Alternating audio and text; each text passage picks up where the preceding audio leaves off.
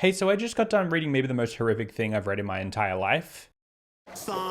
It's called Get in My Swamp, an ogre love story. And I feel like the term love story is doing a lot of heavy lifting here. Like, sure, love story is one way to put it. I guess if anyone spots the book on your bookshelf, you can say, it's a love story. Don't open it and read any single word in it. It's a love story, I promise. I am squarely not in the target demographic for this, let's say, romance ogre book. But frankly, I'm scared of anyone who is. But for some reason today I've decided to cosplay being a booktuber with an absolutely diabolical foray. Please, let me burden you with the knowledge of what goes on in this book. The cursed knowledge that I now regrettably possess, and I guess I'm just looking for some solidarity here, so I apologize in advance. To answer a pressing question right off the bat, is it actually a Shrek book? Yes. Well, no. Yeah, well, the story isn't about Shrek and Fiona. It's actually about two completely unrelated characters named Beck and Leona. Leona is a regular woman who's on a bachelorette party in Florida. Woo! And Beck is an ogre who lives in a swamp. So, Florida. I've never been.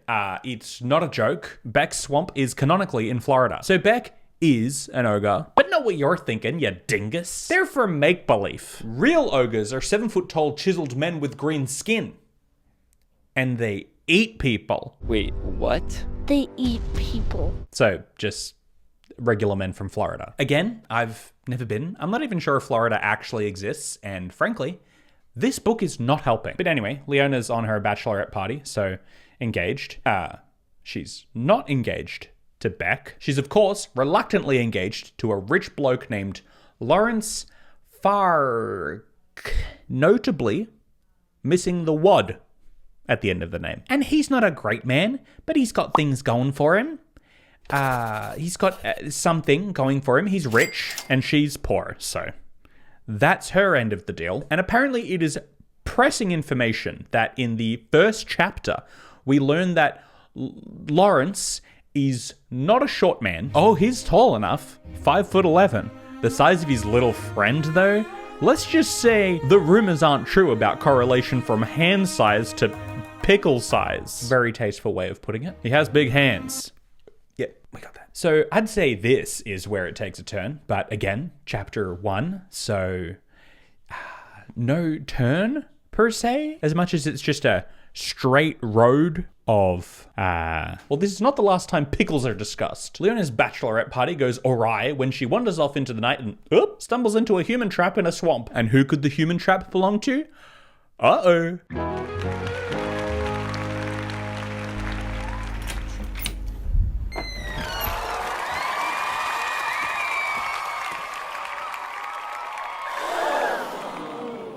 Oh, never mind. It's just an unconscious human body. Yummy! And Beck roasts her over an open flame and eats her for dinner, is my headcanon. Because really anything is preferable to what comes next. Beck obviously finds her unconscious and pulls her out of the human trap. Now, he assures us that despite loving to eat humans, he wouldn't eat her because I'd never even thought about eating women or children, which is coincidentally my pickup line too. But it holds a little less weight when that is immediately followed by, and thankfully I've never had any drop in my trap to leave me to figure out what to do with them. In fact, he's never even seen a woman in real life. So not that this isn't a super strange thing to say, but it must be pretty easy to not consider eating women when you've literally never seen one before. I guess you're just picking your morals on the fly, and this human just happens to be decent looking, so it feels like a decent chance to draw the line. And it's worth putting a mental checkpoint here. Just remember, this guy eats humans. He would be a cannibal, if not for the green skin technicality. And I don't know about you, but nothing gets me more hot and bothered than cannibalism. Because, did I not make it clear that things are about to get hot and bothersome? Because things are about to get hot and bothersome for someone out there. I think this has to be someone's jam because there is no other reason for it to be so repulsively detailed. I forgot to mention that when getting introduced to the character of Beck, we find out that he loves gardening. Aw, cute. Gardening is a great hobby for me. It keeps me busy. And there's something just so erotic about moving my fingers in such a way as to make sure each delicate seedling grows to its full potential. Excuse me? This guy needs to be banned from gardening. Get gardens a restraining order. How do you turn something as wholesome as gardening into what? Anyway, this is the overall tone of the book. It's relentless. And I'd heard the word smut before. I hear that's a genre that's popular with some people. And I feel a little tricked, a bit misled here. But because I don't know, I guess it sounds cuter when you say you read smut. But let's be real here. It's corn. It's just corn. It's corn written on a page. 198 pages in this case. Oh yeah, sure. I'll read the Shrek smut book for a YouTube video. What's the worst that could happen? What, Shrek's gonna have some abs and make some innuendo outside of toilet humor? How bad can it be? Green guy corn. Joke's on me. I get it. I guess I just thought smut would have a bit more taste. A bit of tact. Not to add to the weeb allegations, but I thought smut was to literary corn that ecchi is to hentai. Smut is not a genre.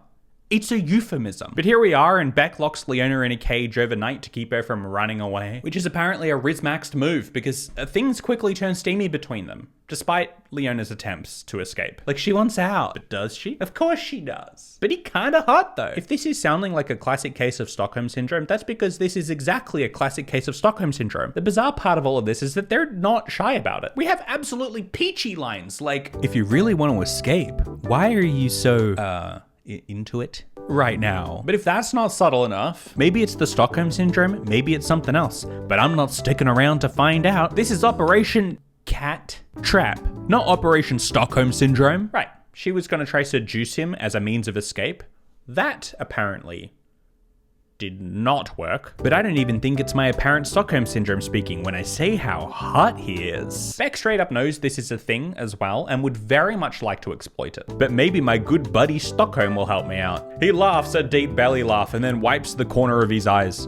Oh, that's so cute. Your Stockholm Syndrome has already developed only after a week. They're flirting with the concept of Stockholm Syndrome like it's cute, but maybe not a problem. I've been joking with myself about Stockholm Syndrome this entire time, but what if that's exactly what I'm experiencing? Sister, you've been captured and constrained against your will by a 7-foot human-eating green guy with muscles who refers to you as like a doll, my perfect personal plaything. But she's so much more than that. Now you're saying maybe I'm going crazy, but after having relations with Beck, staying doesn't sound too bad. When the only reason you know that is because you tried using it as a means of escape. Just because his arse is two perfect round boulders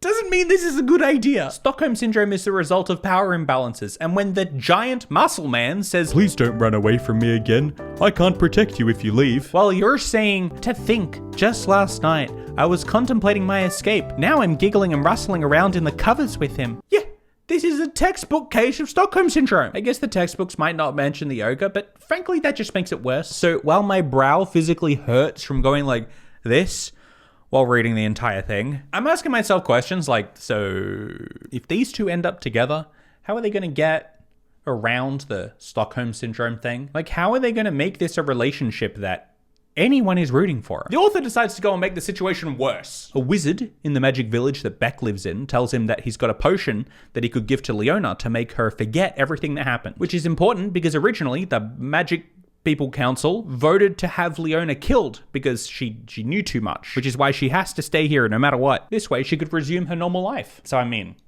Beck wants what's best for her, so I can't tell her. She's mine. She has to stay with me. Oh, yeah. He's not just her captor, but he's also super duper possessive. I could tell you care for this human. My focus snaps to his words at the mention of my human, my Leona. Yes, Leona is mine. I feel it in my veins, in everything in me. Oh, but I don't want the members of this community to think of her as my property. Property can be stolen or damaged with a slap on the wrist. Leona is not property. Meanwhile, you taste like mine.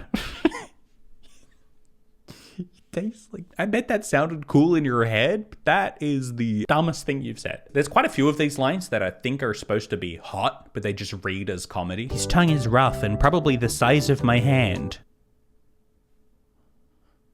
It was top notch, but yeah, I'm gonna be sore.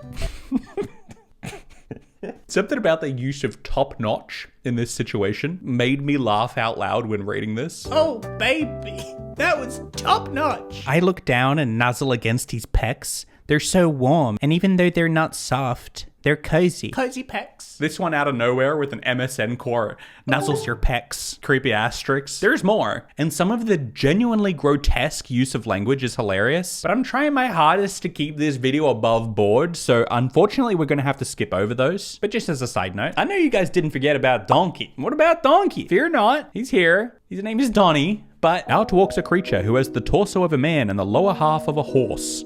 A centaur. Yeah, a bit of a surprise there. Donkey is not a donkey. He's a centaur. Can't sexualize a donkey. I mean, come on. He has long curly blonde hair, piercing blue eyes, and is without a shirt, revealing a muscular torso. The horse half of him is brown with a blonde tail. Yeah, so I guess he's supposed to be hot too, but irrelevant because with all his horsey weight, he attempts to force himself onto Leona, which I'll spare you the graphic details from. But Beck arrives just in time to pummel his face in. Beck smashes his fist into Donnie's face. Blood spurts from his nose. Leona is mine. He repeats after every punch across Donnie's jaw. Absolutely clobbering Donnie's head in. Blood going everywhere. It's all over Beck. It's all over Leona. Yeesh. I thought we were here to have a good time. I thought this book was just about some harmless, emotionally compromised, nasty part mushing. We got introduced to handsome Donkey just for him to be a sicko who ends up in a red puddle. He grabs my body and holds me in his arms, bringing me up to his face. I kiss his lips, tasting the blood of another man. Oh, dude. I mean, time and place. He finally comes up for air, gets to his knees, and lays me on the ground, only feet away from Donnie's battered and unconscious body. Holy crap! They're going at it next to the... There are no limits here. Everything is a steamy moment. Get captured by a literal ogre? Steamy. Mostly dead centaur lying on the ground? Steamy, apparently. Look, I get that I've misunderstood what smut apparently is, but it seems like we've forgotten all semblance of plot. Literally everything that happens is merely a vessel to serve up a steamy moment. She was engaged. Remember? What happened there? Did we forget that too? I like to forget that she told me she was engaged. Beck likes to forget, but yeah. Things do move on, because after a whole lot of steam, something to progress the plot finally happens. See, Beck decides that he's gonna make Leona take the potion that makes her forget, but she doesn't wanna, because she's in love with a perfectly normal dude and it all happened under perfectly normal circumstances, and she has no reason to doubt it whatsoever. But you know, Beck's gonna make her take it anyway because he loves her and cares for her and her autonomy to make decisions. Wow. Are we against the Stockholm situation or not? Our Stockholm situation, infatuation, or magical drug taken against your will? The turmoils of love. Leona's annoyed and goes to cool her head off with a good old-fashioned walk around the swamp when a sound. Leona, he calls. And this time, I can make out the voice and put it with a face.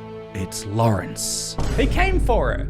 Aww. It's a true love story. But who is she gonna pick? The little dude who doesn't care for her much but has a bunch of money, or the big green ogre who cares for her, sure, in his own sexually aggressive, possessive kind of way? Admittedly, there's not a great choice either way. And if I'm gonna put my opinion out there, I don't think any of this should exist in the first place. I won't lie when I say Shrek has been forever changed for me now. I don't think I can ever look at him the same way again. That beautiful, handsome face. Dang it. I know that this kind of book is probably a bit of a publicity thing for the author. I can see that the author has other books, some original stuff, some, oh god, sexification of other movies, like the B movie. You like jazz?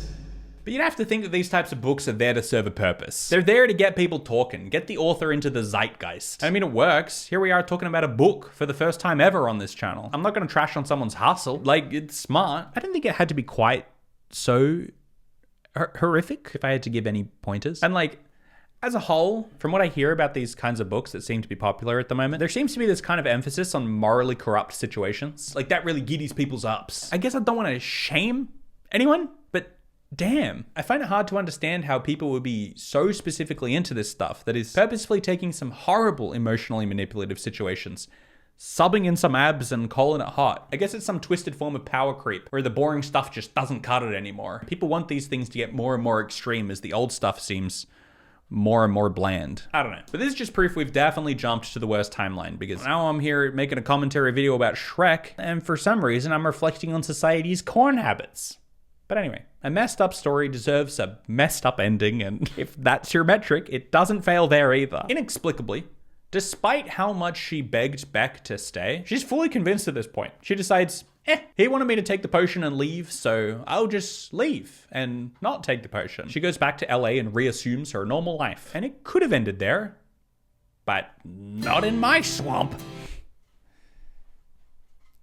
She catches Lawrence sleeping with his sister, so the book contains that as well. It was the sprinkles. Can't have a morally corrupt love story without a healthy dose of family love sprinkles. So she leaves him and gets her own apartment before one night, Beck burst through her front door. He left the Florida swamp and took to the big smoke for the first time ever, putting his magical beingness secret at risk. But don't worry about that. I put on a hoodie, some sunglasses, and face mask, and took a plane. No one noticed me. No one noticed the 7-foot-tall green dude with tusks sticking out of his mouth. Because did I forget to mention he has tusks sticking out of his mouth? Clearly how he got there is not of any interest to the plot here. Like, move on, guys. It's not that deep. It's just more of like a cute moment, or, you know. He said some gross stuff too. Don't worry, it's not cute. Anyway, Leona's like, Beck, I've had enough time away from you. I've seen life without you, and I don't want it. Which, like, not to take away from the epic romantic reunion here, but life without you, in this case, happens to be marrying a guy who sleeps with his sister. So, I don't know. I think maybe there are other options on the table. Other doors to open, maybe, if she gave it a bit more time. She returns to the swamp with Beck, and I think the thing that destroyed me most out of this whole book is the fact that in the last, like, third sentence of the book, Beck says to Leona, okay, why don't you take a shower? I'm making waffles. Why did you have to do that? As if I needed one last reminder that this is supposed to be based on a beloved childhood film. And even worse, she wrote a sequel. The first one is Get in My Swamp, and the second one is Stay in My Swamp, where Beck takes a potion to become human, to visit Leona's parents. Why are people... I asked myself that when talking about Taylor Swift fans in my last video too. Man, the wild stuff continues, even in real life.